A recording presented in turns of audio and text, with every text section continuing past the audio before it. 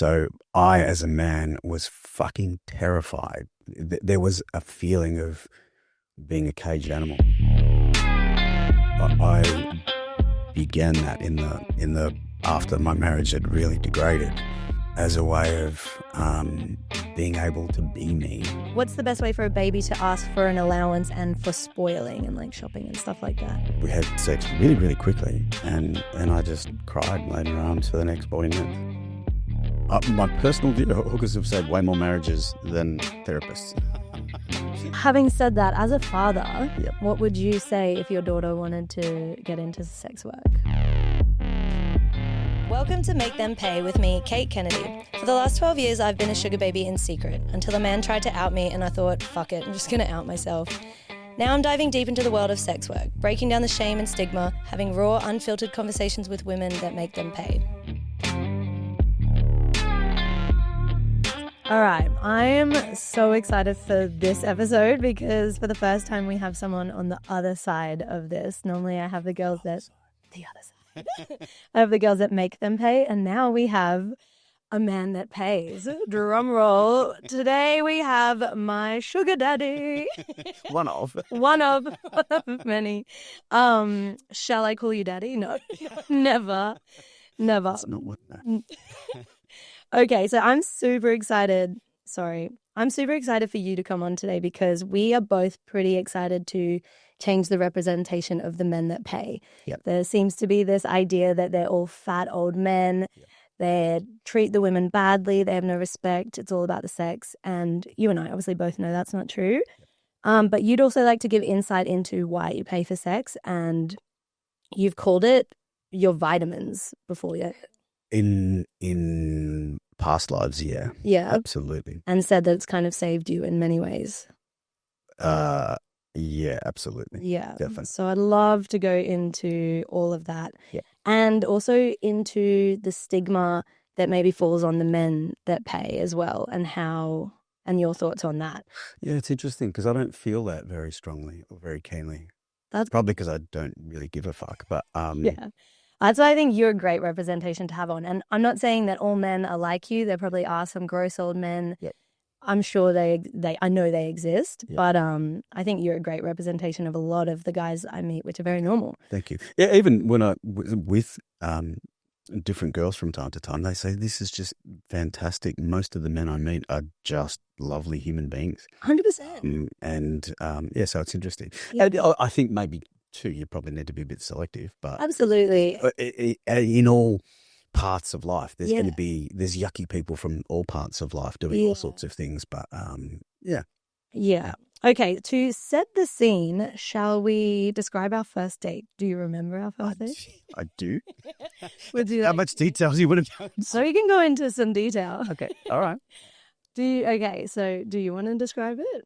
You want me to describe I it? can if you want. You get My first. memory of Just it. set the tone. Yeah. Because I always want to meet the person out and about and in public first for safety reasons. Yep. We went out. I believe it was like a public holiday or something because we couldn't get in anywhere. Yep. So we just walked around the streets for ages chatting to the point where I'm like, okay, I kind of understand you're not a serial killer right now. Should we just get a bottle of wine and go back to your place? Which is what we did. That's what we did. Then we went and sat on your back deck for maybe like an hour talking. Yep. Got along very well. And then we ended up having sex in the grass. Yes. Under the stars. It was very beautiful. Yeah, it was.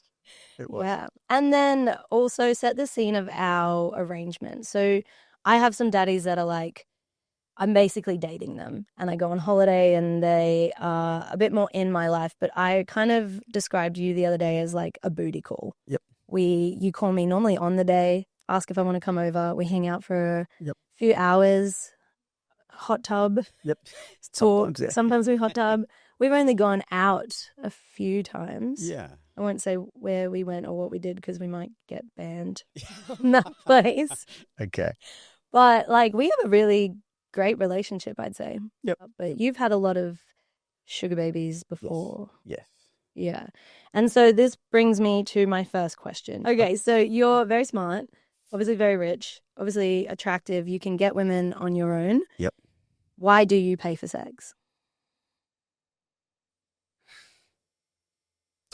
partially I view it as paying for sex, partially not. And I've asked myself that and questions like that quite a few times.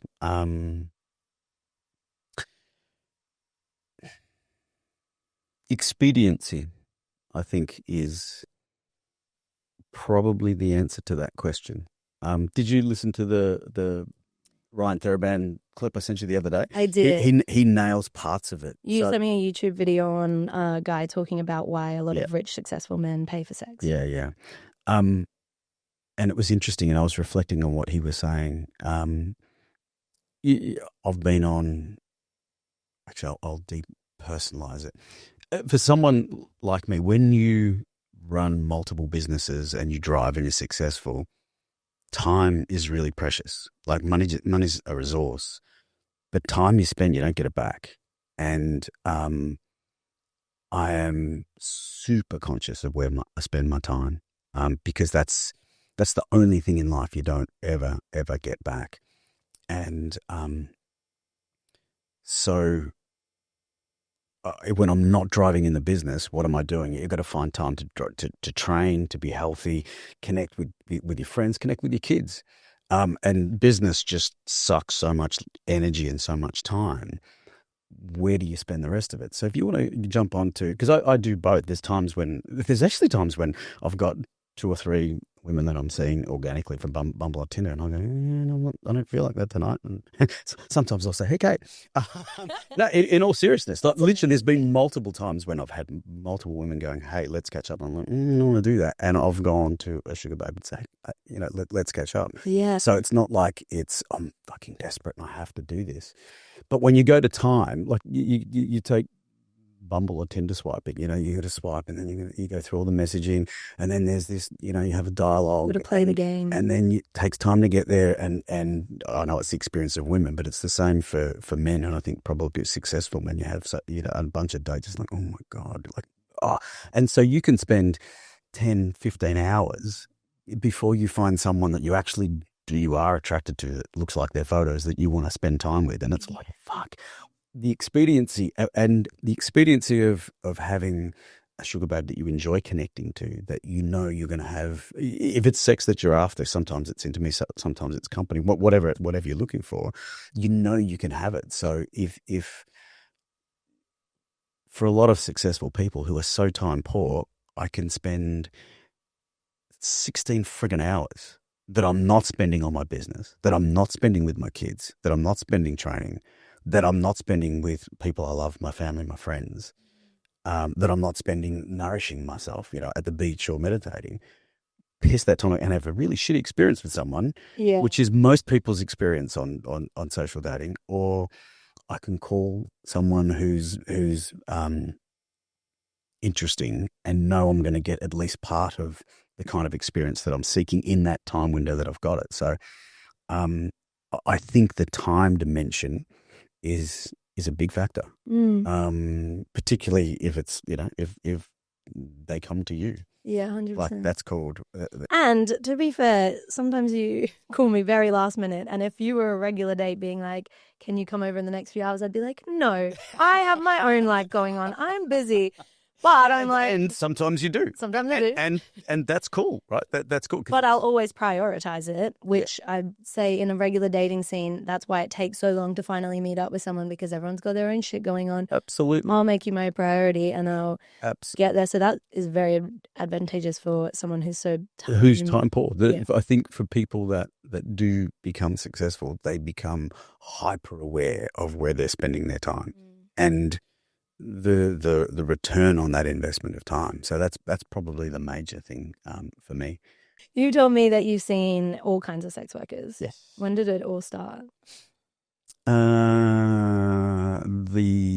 second half of my marriage, as that broke down to the yuckiness that it became.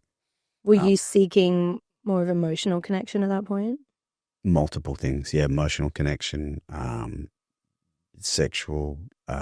So part of it was sexual, part of it was sensual.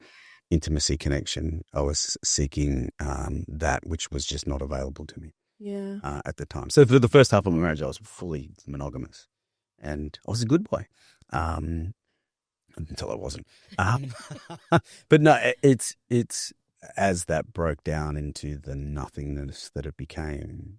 Because well, for me, there was a feeling of in my marriage of being trapped and isolated. So it's not working, but I've got a business to protect that I've invested more than a decade of my life and my life force energy in. And I've got kids that everyone said, you will lose them. You will absolutely lose them. It was just such a difficult thing. Even talking to my chairman once, he said, at the time when I got divorced, he's like, it gets real easy. You keep the business and give it and shares the kids. Are you prepared to give up your kids for the business? And I said, I would rather give up everything in my life and keep them. So I, as a man, was fucking terrified that ending this relationship that was not working on so many levels would have such an impact. And everyone's like, you'll fuck the kids, you'll do whatever. So for me, I was there was a feeling of being a caged animal, but not a yucky animal, like a bird that just wanted to be free, wanted to explore, wanted to express, wanted to live, life. And I couldn't. Yeah. I actually feel that, just sitting here now, re-feeling some of those feelings. So that I began that in the after my marriage had really degraded, as a way of being able to be me, and because I wasn't able to be me, fully me, and in certain dimensions of like not at all, which was yuck. So that's why, and I think I don't care if it's a common experience. I think because that was my experience, but I think it probably is, and so that's why I sought out that. I think that's kind of similar because people have said to me, like, do you feel bad sleeping? We've never slept together when you've been married, but I've seen people that are married and people are like, isn't that fucked? And I was like, one, I'm not the one cheating on a partner, but two, I don't know what's going on inside someone's marriage. The one guy I saw who was married, he said they hadn't slept together in 6 years. They lived in different houses. They barely spoke, but they stayed together for the kids and because a divorce would have cost him. I know what it cost him in the end. It cost him like 250 million. Yeah. Exactly. So I can understand why a lot of people don't get divorced. But it's really interesting. It cost him more than that. Oh, because the terror of not knowing in a system that is so hopelessly stacked against you, 250 million, he probably said, done, take it, right? Take your kids, you take parts of what you've built as your identity. You go and express yourself as a man, and you create a business. You go and create things. You make a mark in the world. You go and create a family. You have children that you love. Everything gets threatened. There's a knife to the throat of everything you care about, and it's horrendous. It is an ordeal that is very rarely spoken of. That is hard to describe, and so So for me, having an outlet to express part of myself whilst I'm stuck in that really icky place was. It actually was beautiful, and that's what I said. It was. I called it vitamins for all, and in a little folder as I did the separation. I actually labeled it soul sustenance. This is actually in part, and in some ways it's a bit yuck, but in other ways that was my experience. It helped me sustain and feel into who I am. I think it's easy to look at someone like cheating on their partner and be like, that's gross. But when you actually listen to their reasoning and why, it's very understandable. Yeah. And I think especially as women, you see a man cheating and you're like, that's fucked, what a dog. Yep. But then if you hear about a woman cheating and she's like, I wasn't getting anything from that relationship, and the women are like, well, you need this. Like, of course, it makes sense. So it is nice to like actually listen to someone and take on what they're saying, because you're not doing it just because you're horny and you want to fuck or something like that. It's you needed more, and you were so scared to leave this relationship. I remember one night I saw a sex worker, and for what it wasn't really what I was after, and we had sex really, really quickly, and I just cried and laid in her arms for the next 40 minutes. That's not fundamentally about a sexual connection. And what was funny, it was weird. She got it. She was very experienced, and she got that. That's what most men are not. They're just seeking to blow loads. Yeah. They're there for a whole range of multidimensional and interlinked reasons. So I know. I think every girl I speak to has kind of said they're more like a therapist than, well, like they're there for therapy rather than sex, Yeah. which is kind of funny to me because I think we are so shamed for being sex workers, but for a man, it's almost more shameful to go to a therapist than it is to go to a hooker. So they all go to hookers for therapy. it's I think my personal view, hookers have saved way more marriages than therapists. Might be the headline. But there was one session in particular I recall towards the end of my marriage. I reckon it added 6 months to the nourishment that I walked out with was like, it just filled me up. And it actually going to sound bad and people can interpret it however they choose, but it nourished me. It nourished part of me that was potentially dying and just uplifted me and ironically allowed me to give to my then partner so much more for the next 6 months. It was an amazing experience. Yeah. There's actually an episode, I feel like it's Friends, and Joey finds out his parents are cheating on each other and he tells the dad to tell the mum, or he will. Yep. And so he goes and tells the wife, and the wife comes in and like slaps Joey and she's like, why the fuck did you make him do that? Like, I was so fine with not knowing because he was a better husband. He would like bring flowers and do all these things and I knew what was going on and I was okay with it. And now you've ruined it. There's someone shared with me once. Oh, I mean that's it's littered throughout whole human history. I'm not sure to what extent I believe this, but there's a grain or an element of truth in it. It's a lot of women will know. Actually, I'll share an interesting story. Sitting at the kitchen table with my ex-wife and my dad, and we're having a cup of tea. I shit you not, my ex-wife says, this is when I was married, says, I don't care what he does. I think he should take an apartment. He should live in the city because he's a pain in the ass when he's living here with me and he's not really happy. I don't care what he does. As long as the money comes in and he's here to do the stuff for the kids on the weekend, I'm cool with that. Right?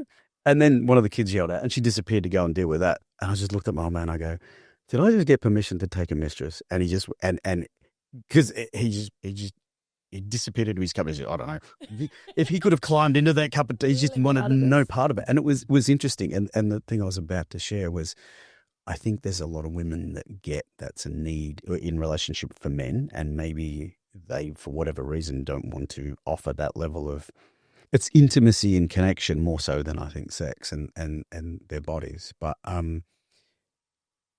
as long as it's not shoved in their face in public, they're not okay with it, but there's an okayness to it, or there's a look the other way. Yeah, as long as it's not shoved right in someone, as per the Joey thing, as long as it's not shoved in someone's face. Yeah, and they're not feeling embarrassed or humiliated. And maybe that's even part of the stigma. I don't know. Maybe and that's why I agreed to come on, because I'd like to be now, because I had such feelings of being repressed and not being able to be me, to be able now to have the freedom to do that. Like, well, let's do that. Let's have real conversations. Yeah. And it's amazing because I have so many women listening. It's mainly women listening that have probably always wondered why men do these things, and you're just giving an insight straight into it. Yeah, it's and it's probably not what they think. Maybe, I don't know. Scumbags. Yeah. There's multiple, and it's interesting the point you just made about how there's an acceptance for women who are saying, well, I wasn't receiving what I needed, but that's probably not extended to men. Guarantee it's not extended as much to successful men, because it's like, there's the element of the tall poppy. Let's tear this bastard down. So it's an interesting space when you share your vulnerability and your needs as a man. And I've sort of got to the point in my life where I don't give a fuck. I'm now actually really comfortable and balanced in who I am. And if I have needs, I'll identify them, I'll share them, and I'll find people, and not just sexual needs, in every dimension of life. Yeah. Who wants to go and jump out of a plane with me, or go and climb a mountain, or sit down and have meditations and, sing Kumbaya, whatever the hell you're feeling in the need of. Did your ex-wife ever find out, or? No? I don't know. Yeah. I don't know. I've never had that conversation. If I didn't have that outlet, I think the resentment that would have built in me would have been epic. Yeah. And that's just me. That's part of my nature. But I think without that, I don't. It's really odd and it's ironic. I'm proud of who I've become now. If I didn't have that, I don't think I would be saying the same thing because where it would have sent me would not have been a good place. Because as I say, it was like I'm a very explorative person, and it would have been this whole area of life is shut down to you and not available to you. And Yeah. that was eating parts of me at the time. And I think that's another thing people think about a relationship like ours is it's probably all about sex. But you and I have had all these conversations before. Yep. We talk a lot. We talk about sex. We talk about relationships. We've spoken about our childhood wounds. We speak about politics and foreign wars, Finances, how to take care of yourself, life choices. Absolutely. And I think sex is definitely a part of it. It's a great part.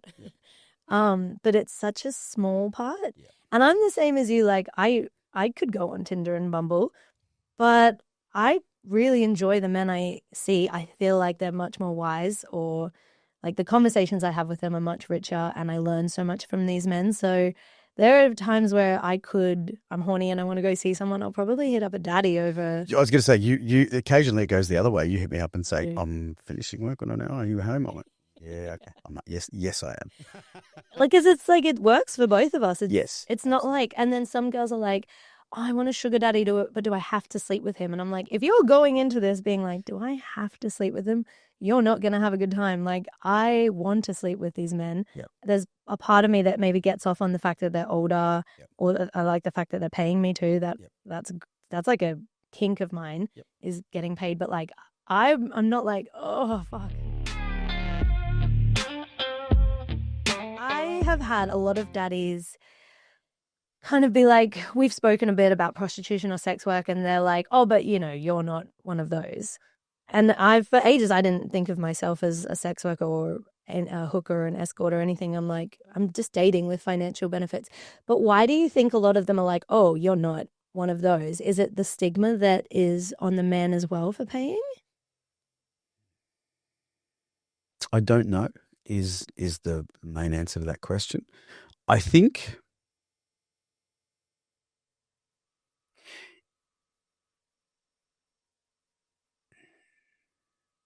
so. Just to make sure I'm clear, why would a man think there's a difference between a sugar babe and an escort in a parlor, or just a call this number and no, I understand the difference. Like, I'm definitely like dating and hanging out and offering a bit more. But like, is there a shame on a man who pays for sex, or a stigma? Like, would you tell your friends that you do this? Is there? I do. Yeah, I'm very open.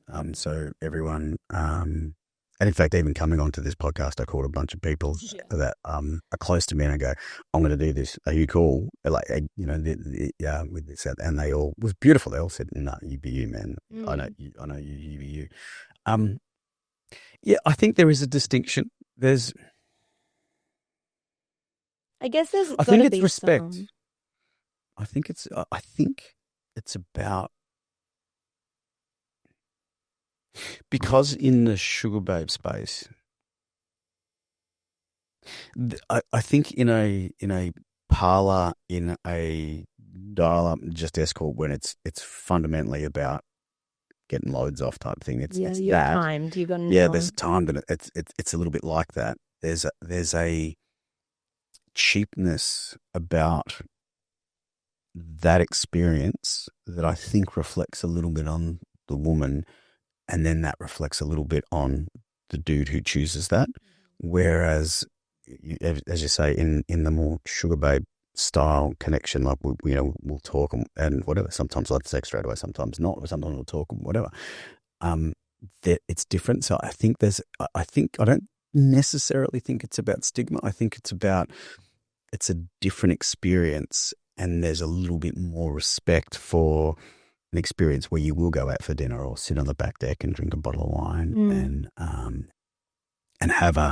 have an experience, have an interaction that's about more than just smash. Yeah. I was seeing the girl as a sex object, right? Yeah. Yeah. That's what I think is the distinction, and probably those guys that go, you're not like that, probably haven't really fully felt into that part of themselves of what they're feeling. But I don't know, but I suspect it's got to do with their respect for you as opposed to How they something view that a is, girl that works in like a brothel or yeah, and it may something. be that I mean, and not just men, people are like that. Sometimes you want to have a deeper, more full interaction. Sometimes you just want to fuck. Yeah. And I suppose there's a little bit less respect for the people involved in the experience. That's just fucking get loads off type thing. Yeah. I think, I don't know. And I guess like every man is different. You can't speak on behalf. I can't speak on behalf of all sugar babies. Yeah. You can't. Yeah. And yeah, but some of them are a bit more like everyone's different. Some are a bit more like I don't want to say delusional, but maybe delusional as to what this is. Like some have definitely told me they love me. Some have been like, "What do you mean?" Like even when I'd see, he'd fly me to him like once a week, and he would be like, "I love you. This is you. You're my best friend. You're the closest person I've ever had." And I'm like, "You don't know anything about me." And like you and I, you know a lot about me. Him and I, he wouldn't know anything. Yep. So I'm like, there's a bit of a delusion, I guess. I think. In some ways, that's okay. Oh yeah. As long as you're aware. We have with my gay bestie, we have this thing called a pleasant fiction. Like he had this fiction. I'm not sure if I could share. Can I share? No, he's fine. He had this fiction about this dude and that he was gay, and I'm sitting there going, bro, you're fucking delusional. This guy loves pussy. No, he loves me. And it was at a time when he just needed that. He needed something in the storm that he had in his emotional sexual life to hang on to. Yeah. And so there's a term in Gladiator when Marcus Aurelius is walking with his daughter, and he says, stop giving me shit. Let's walk for a bit. He says, let's pretend that I am a good father and you are a loving daughter. And they walk along, and she says, this is a pleasant fiction, isn't it? And sometimes I think humans have pleasant fictions, and it may be that as a sugar babe for a period of time, he's having a pleasant fiction. Absolutely. I don't think there's anything necessarily wrong with the pleasant fiction as long as you're aware that you're indulging in what is a fiction. Yeah, I said it to him once. He asked me, I was like traveling. And he's like, I just need to know, are you sleeping with other men while you're traveling? And I was like, yes, I am. And like, you need to be aware of that. Like, I'm not going to lie to you. I'm sleeping with other men. I'm like 25 in South America. I'm doing my What do you think I'm doing? Yeah. All these Latino men. Yeah. Are you seeing me? And he told his friends, he like broke down to his friends, and they were like, look, she's honest with you and she's giving you what you want and you're happy when you're with her. Are you just going to accept this for what it is? And I told him that, and I was like, this works and you love this so much because it is an arrangement. Yeah. I'm okay when you spend 15 hours on your phone around me. I wouldn't be okay with that if I was your girlfriend. I'm okay when you do this, this, and this. I wouldn't be okay with that if this wasn't an arrangement. Like, this works because it's, what did you call it? Pleasant fiction. Pleasant fiction. So, like, it's great. And as long as we're both aware of it, it's the best thing ever. But you need to be aware of it as well. It's funny. That goes the other way. I've had multiple sugar babes. In fact, 2 of my long-term relationships have been with sex workers who are engaged, and we dropped away the cash. Monogamous, which is crazy for me. I've had more monogamous relationships with sex workers than I have organically. And I've had so many sugar babes go, can we just catch up? I just want to fuck you. Like, let's pull the money away.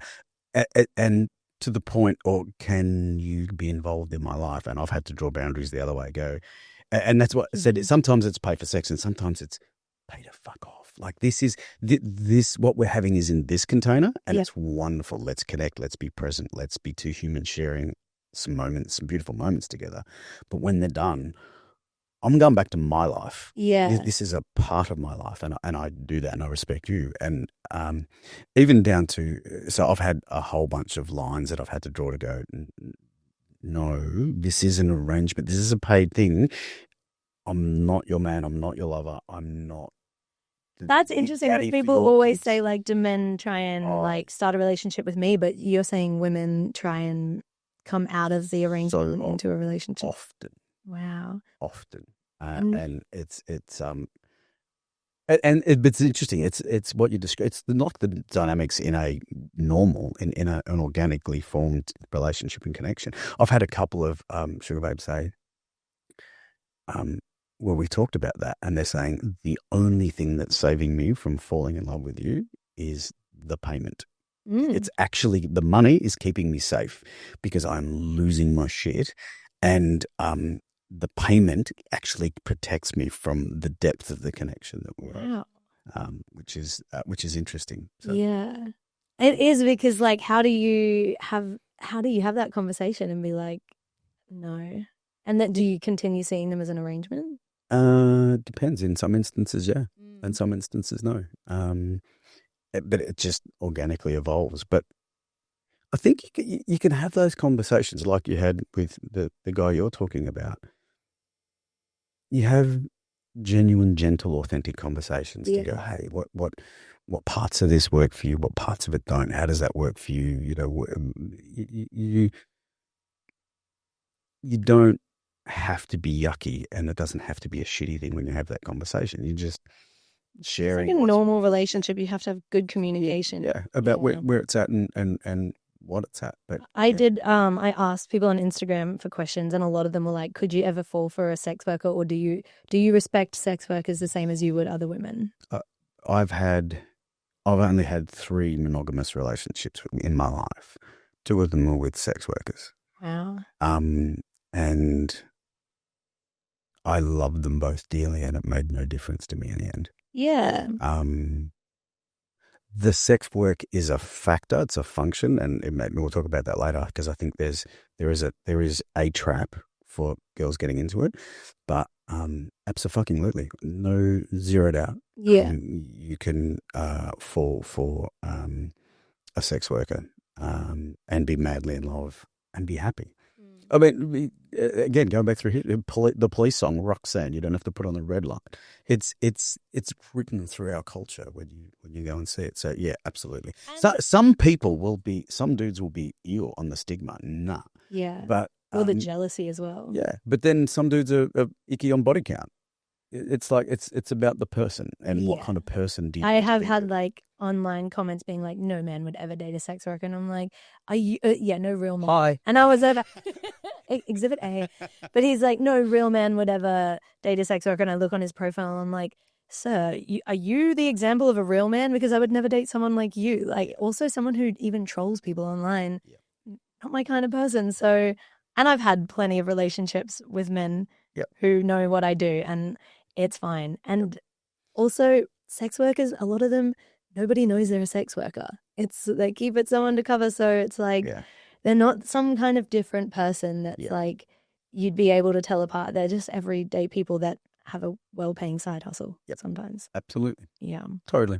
Okay. Well, having said that, as a father, Yep. what would you say if your daughter wanted to get into sex work? We'll stick with sugar babies. Oh, I had a beautiful conversation with my daughter about that. Actually, it was interesting. I was reflecting on my parenting style and some of the judgment and oppression I felt from my parents, and I actually went to both my children and said, "Are you fully free to be you? Are you fully free to make the choices you want? Do you feel like supported by me?" And my son's like, "Yeah, 100%."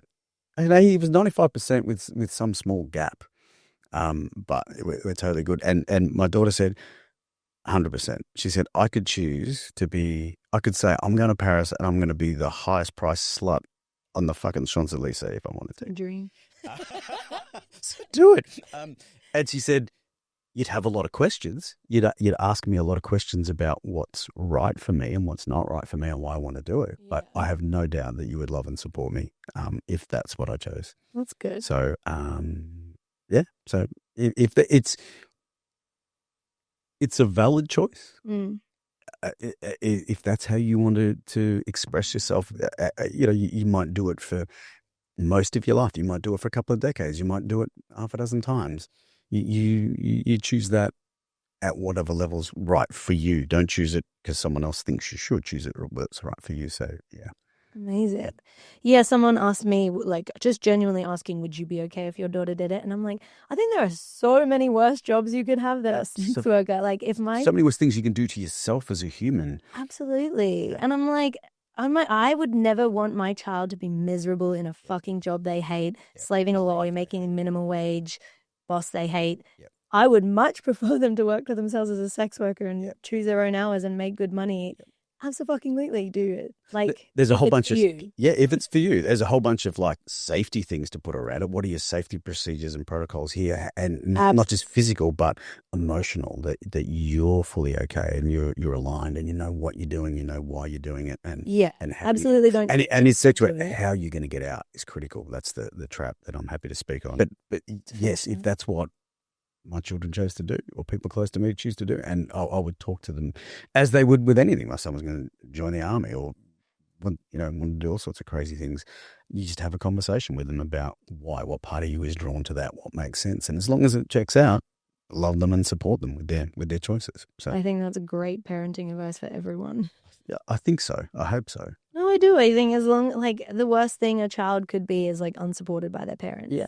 And that's that's going to do the most damage to them out of more than any job they ever have will. Yeah. The support they feel from their parents and the love is far more detrimental. Obviously, coming out about this, I've done it for so long, but I only came out to my parents like last year. Yeah. And I'm so lucky that they're very level-headed people, but like we come from a, upper middle class family. Like they were definitely worried about the stigma. Yep. But like I'm so. But for who? I think sometimes. For them or for... I think it's theirs projected onto me. Because my generation is much more okay with it than their generation. Yep. We have different ideas of it. We have more conversations about it. We know a lot more. But I think my parents' generation is like, if you're a sex worker, you're walking on the street, going into cars, being like, $50 for a blowjob. No. Like, you check out my Insta. It's not all sunshine and lollipops, but there's a lot of really cool things about it. Absolutely. Like, it's definitely not. And also, I'm coming from such a privileged place where, like, I can do it at my own. I can pick and choose who I want. And I went into it with such a good guy at the beginning that it set the bar for me. I'm aware I'm very privileged, but I would also like to talk about my privilege. But you created that too. I did. The way you're selective. You're aware of who you are. You're aware of what you want. You're aware of who you connect to and on what basis you connect to them. Yeah. So I think that's critical to being health. Like that's why you're so comfortable and healthy. Like you said, we have a particular type of connection. With other sugar daddies, you'll have a very different kind of connection, but you're very aware of that. Yeah. And you're aware of the boundary of relationship-wise. You're doing that shit to me, but in this context, that's fine. So, yeah, give yourself some credit for that. Thank you very much. Because I think it's easy to be like, well, you're privileged, so you can do that. I'm like, well, no, I came into it from the only privilege I had going into it is I've always worked my own job since I was like 13 at Subway. So I never went into it for money, which is, I guess, a privilege. But from then on, I was selective and chose it. Yeah. So I'm not like, I am privileged, but I also want to just show people a good example of what it can be if you play the game right. Yeah. It doesn't have to be a tragic story. It doesn't have to be anything. So it can just get you ahead in life, and you can I've met a lot of great men who have you've helped me out financially, like advice, stocks, everything like that. Like you can set yourself up with some very incredible people who have gotten very far in life. Who want to actually help you as part, and it's got nothing to do with the transaction. It's like, actually, I enjoy spending time with you. So I'm more than happy to contribute in a positive way to your world. So that's a really good point. I think a lot of people, like someone said, oh, like you're just using these men for money. I'm like, okay, you just don't understand a transactional relationship, first of all. But I really think a lot of these men enjoy the fact that they have contributed to a very nice lifestyle of mine. Absolutely. Or lifestyle, but life. Yeah. Is well, for me, maybe it's different for others, but to be able to contribute something meaningful to someone's life is a beautiful thing. It's a nice thing. What's important to me, talked about books you should read and investing and the rest of it. So how do you take what you're taking from your profession and use it to create safety for your life? Yeah. I asked you for financial advice and you told me to go read a book, and if I did, we'd talk about it. Yeah, I told you I'm not going to help you until you start, and you did. I did. I never read a book so fast. And you were like, "Wow!" I was like, "No, trust me, I'm impressed." Again, as a successful person, people say they want help, but they don't want to do the work. Yeah. Right. And so, at least a dozen people have come to me and said, how do I create safety for myself financially? I'm actually probably going to start a podcast series myself about commercials and how to create safety as an individual and as a business. But I've had 12, 15 people come and say, how do I do this in the same way you did? And they don't want to listen. So I'm like, cool, you read this book, and then when we can talk about that, when you show me your fair income, then I'll help you. Yeah. You know how many people did that? How many? One. Me? You. You're the only one. Wow. Seriously. And happy to help, but yeah, as long as you want to help, when you're ready and you want to help yourself, this information is useful. Even my kids, I'm like, this is how I want to teach you about commercials, and they're not quite ready. I'm just like, well, you guys come to me when the pain of not having the money you want to do what you want to do is enough. Yeah, these lessons are here for you. This body of knowledge is here for you when you're ready to pick it up. Yeah, but I'm not going to shove it down your throat. You come when you're ready. And I think that's great. I think a lot of the men I see I talk to about finances, they tell me how they got to where they are. They tell me what to do with my money, and I take it all in because I'm like, yep. They obviously know. Yep. They obviously know more than I do. Yep. There's so many wonderful benefits, I think, for a young woman or even an old woman who wants to be in this space and be a sugar babe. There's one trap that you need to be really aware of. It's a trap with all professions, but it's particularly applicable, I think, for the sugar babe sex work space. Any profession you go into, you get to a particular salary level as your competence rises. If you ever want to change profession, there's a drop. The kicker with sex work, I think, is the drop will be epic. There's a big drop between and you, I know from our conversations, between what you can earn as a sugar babe and what you're going to earn in hospo. And so yeah, it's a tragic drop. It's a tragic drop, right? And so, it you need to be really aware of that. Yeah, the fact that there's that drop. There's sugar babe escorting. You're exchanging parts of yourself, but importantly, your sexual energy for money. Now, in doing that, and nothing wrong with that. Like, that's a beautiful thing. I've done it. You've done it. Like, it's a beautiful thing to do. But you need to be aware that comes at a premium. And if you choose to swap professions, or when you choose to swap professions, that can trap you. So in both of those relationships that I had with sex workers, one of them continued with her sex work and the other one chose to stop. Now, the choosing to stop for her was fucking horrendous because the lifestyle differential was like, fuck. She's like, because it was actually interesting. Like, what was, so going back to the question of being in a relationship, this is how crazy it was. But this is partly just me. I went exclusive while she was still working. Yeah. I wanted to be exclusive with this person. I wanted to have the experience with her and have that beautiful connection. So, yeah, I've been non-monogamous for most of my life, but sometimes that's a beautiful experience. It's a beautiful thing to share. And I wanted to share that. So I went exclusive while she was still working. That's big. And you talk about sharing that with my son, sharing it with my mates. They're like, what? Yeah. As my son said, when you told me that at the footy, I'm like, oh, shit just got real. But then when she said, I'm okay with swapping my sexual energy for money, but now I want to confine my sexual energy to this container that's us to have this experience too. It's like, fuck, the lifestyle differential was right. And so it and definitely in the case of the first relationship with a sex worker who could not break that, she's broken it now. It took her years. Broken as in stopped doing. Yeah. Because so for the, I won't name any names. That was just a really difficult one for the woman in this last relationship to navigate. To go, I was used to this much income, this much money, and the money differential, like, fucked with so many parts of her and identity. It actually had an impact on our connection, which is fine because that's going to happen.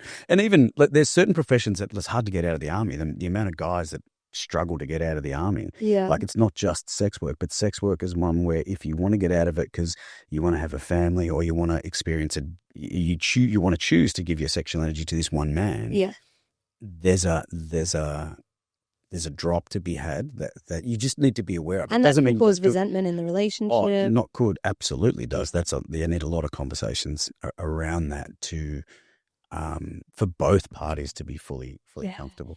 I I wouldn't say I took a break, but I lost a big, what's it called, unicorn of a sugar daddy like last year. And I was like, it's hard because I needed to be available for him at all times because I would fly to him and it could be on a whim and it could be for 3 days. And I could not luckily I worked for my best friend and running restaurants, so he would be very flexible with my shifts. But I got to a point where I was like, I can't do this anymore. So I stopped working because obviously I was making a bajillion times more with this man.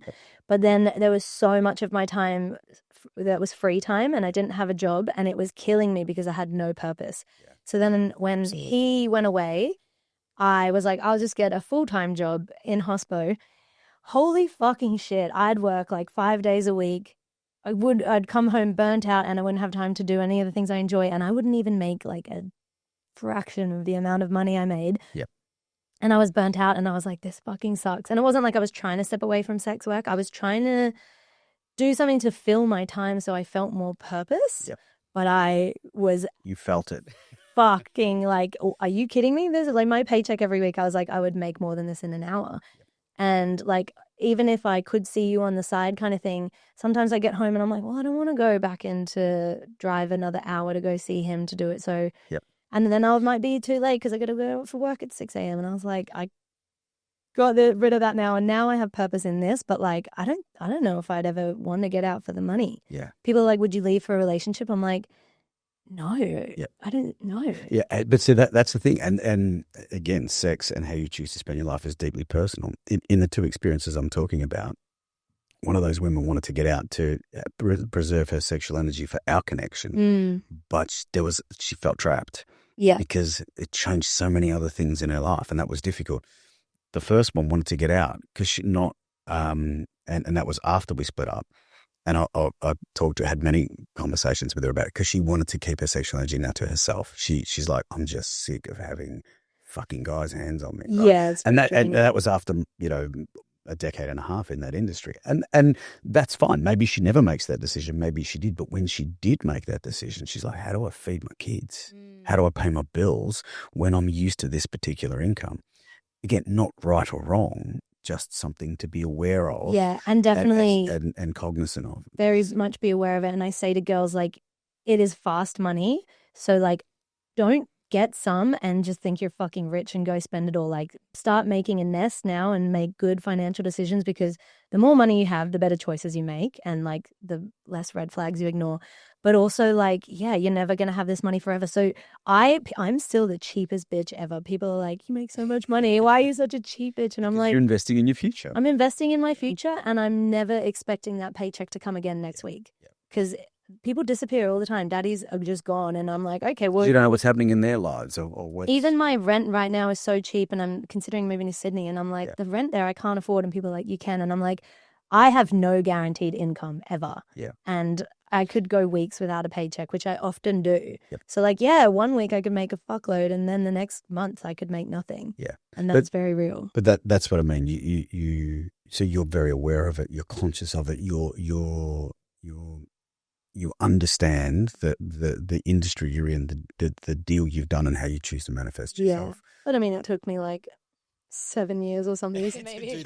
So that's why for me, that's the only caveat, and that would be the big caveat. If my daughter or a girl who's close to me wanted to go into it, I'd just say, just be aware. There could be a whole myriad of reasons why you don't want to exchange your time and your sexual energy for money that way anymore. Yeah. Be aware that can be a trap, and as long as you're fully aware of that, and you're centered and grounded, and you know how you want to manage that. I've got rapid fire questions for you. Some are mine and a lot are just from people on Instagram. Yeah. Okay. Guess who did this one? Am I your favorite sugar baby? Absolutely. Actually, you have to say that. I'm going to say no, considering you've gone on to date some, but I appreciate the lie. Okay. What do you look for in a sugar baby? Is it more personality or looks? Again, I'm probably different to most, or maybe I'm not. I don't know. There's a looks component, definitely, but there's also the person. Like, I was strange. Fuck, I actually read the bios of the sugar babe on Seeking or SB. I don't read the bios on Tinder or Bumble. Sure. That's Interesting. fucking freaky. That is I so personally interesting. think I've only just realized that now. much more honest on seeking than Yeah. I am on fucking Tinder. Yeah. Because I'm like, I've been on seeking so long that I'm like, some people are like, how do I, oh, actually, that's a question, but I'm just like straight to the point because there's so many time wasters on there. Absolutely. Insane that. And it's the other thing too. It depends what I feel like. It depends where I'm at and what I feel like at the time. But yeah. So it is for me. It's actually mostly about the person, and then then there is an element of looks. Because I guess for you, you can see them once and then decide if you're gonna see them again. Yep. And I guess that's more on personality then. It is, and like the other thing I always do, similar to what we did, is I always be clear up front. We're going to meet, and if it feels wrong for either of us, then walk away. Yeah. There's no compulsion to have sex or be intimate or do anything. It's like, let's get in the same space, see how it feels, see if there's traction. Yeah. And if there is, fantastic. If there's not, fine. I think once or twice I've had a date and the girl's gone, nah, and I was like, oh.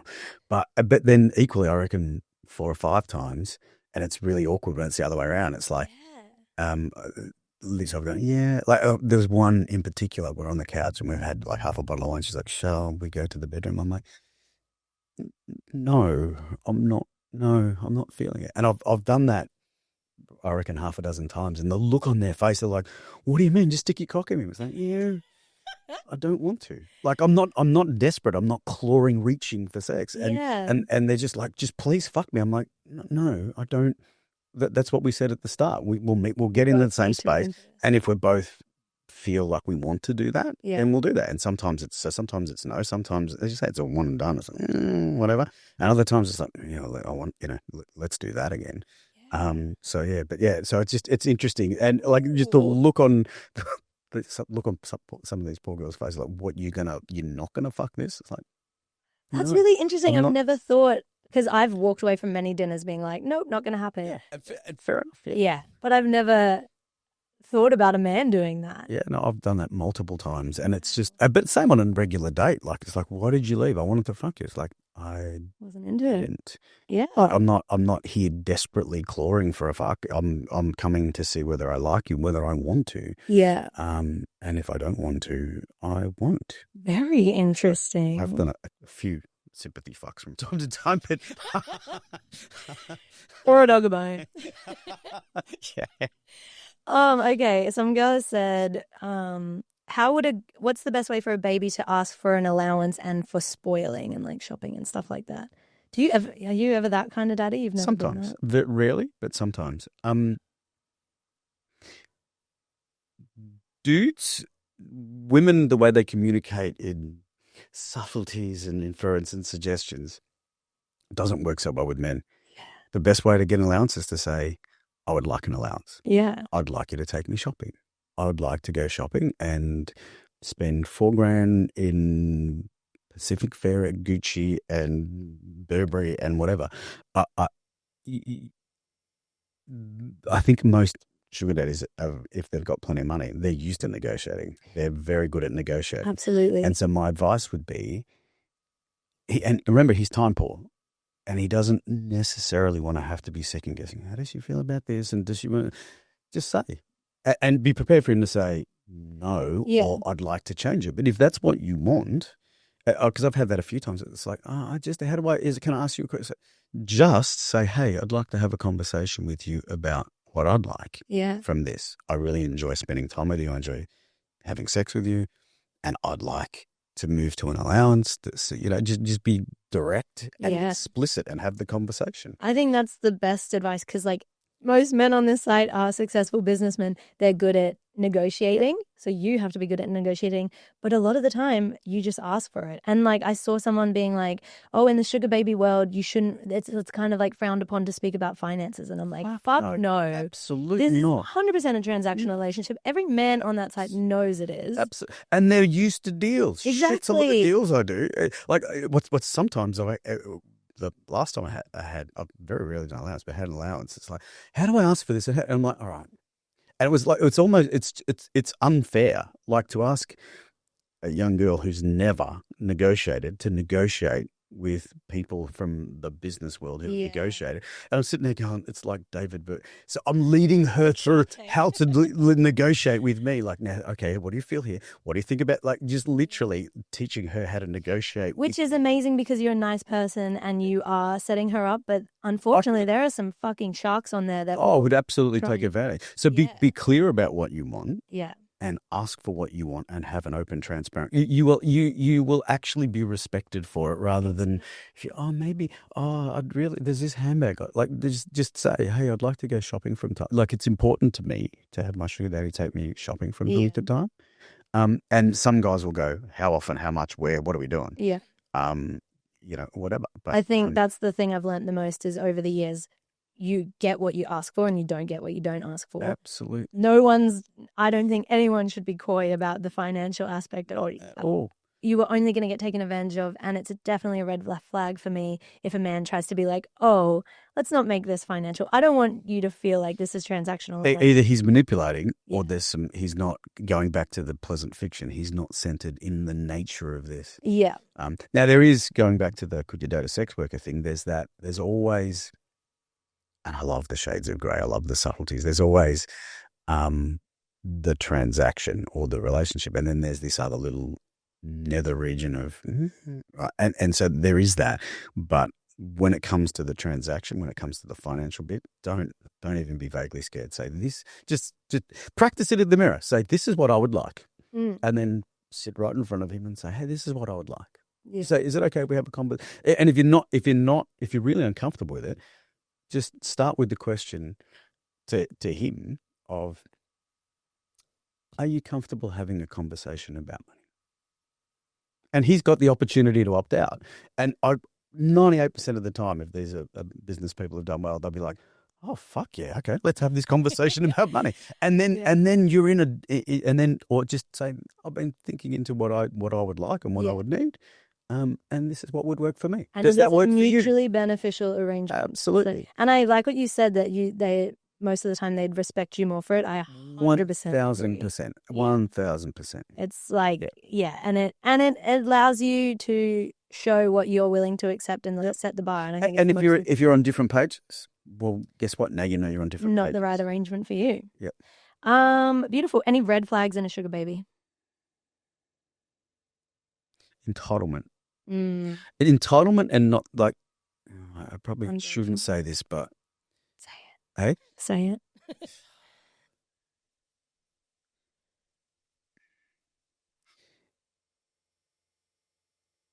The idea that I'd have to pay $1,000 to meet you for a first time with no intimacy or sexual contact, and I get to sit in your presence and buy you a bottle of Cristal is like a sense of entitlement like that for me is, you don't get it. Do you know how many people will pay me to? A lot of us are consultants, and we're paid to spend our time with people to tell them what we think. Yeah. So when you're a sugar baby, you get all that cheddar for free. And if there's if there's a connection between two people, you're getting the desire to help for free. Yeah. No, I agree. I'm like, what can you offer them? Like, you are replaceable. There are so many sugar babies. You have to bring something to the table. Don't just expect free dinner and money for nothing. I've had a few try and sort of extort me and go, I've had that a few times, but then I'm pretty experienced in negotiations in life as well as in this space. And it's like, no, darling, no. And so the red flags are if I feel a sense of but that's partly for me who I am. I'm interested in connection, intimacy, not just the sex. And if the person's there who's just literally trying to scare me, or they're super entitled because I'm so gorgeous, it's like, as you said, there's a lot of gorgeous people there. And it's not just about being gorgeous, it's about who you are and what you want from this interaction. So when the entitlement comes out, and it's like, okay, good luck. Go and find someone who's so broken that they will spend $1,500 to be in your mere presence for an hour. Not me. The guy with his private jet that flies you over, there'll be queue of people lining up to take him to dinner to find out what he thinks about whatever his subject matter expertise, whatever his domain knowledge is, whatever his capability is. Yeah. And I think that's the case for a lot of successful people. Yeah. It's not, yes, there are some broken men that are so desperate just to sit in the gaze of a beautiful woman for a little while. But I think, and you can probably validate that better than I can, that's probably the exception rather than the rule. So yeah. So I've seen the women he could be with because I've been to dinners with his friends and their women, and I know I don't have like a 10 out of 10 body or anything like I don't look like some of these models I'm sitting at a table with. But I think what he liked about me is, one, I didn't understand his industry. Yep. And I was like amazed by it. He said I had childlike wonder, and I did. I was like, what the fuck? And he enjoyed that. And he enjoyed it. He's like, it's a new lease on life. And also, I'm not that materialistic. Yeah. And I never wanted the shopping trips. I mean, we did them a lot, but like, I wasn't like, I want this, this, and this. I'm like, I want experiences. I want plane tickets. I want money for my future. And I think that was really refreshing for him, because when you sit at a table with these, love Americans, but these American girls that are like, yeah, I don't want to shit on anyone, but like the things they wanted, it was boring to be around. They hadn't like, I had travel stories, I had experience, and these women were just like materialistic and boring in my opinion. Yep. And if that's what they want, fine. Yeah. Go and get that. Yeah. But you want something different and you're clear on what works for you and why you want it and how that works for you, then fantastic. So, well, unfortunately, we have reached our time. Oh, fuck, I feel like we could go forever. We could. We've scratched the surface on some of this stuff. Well, thank you so much for coming on today. I know this was like a lot of nerve for both of us. It was interestingly confronting. Yeah, which is great. We love to confront our inner demons and doubts. But thank you so much for coming on. I know this is going to give a lot of people a very interesting perspective into the world. I think it's such an easy thing to judge, and we both know it's not the case. So no. Done. Thank you. Thank you.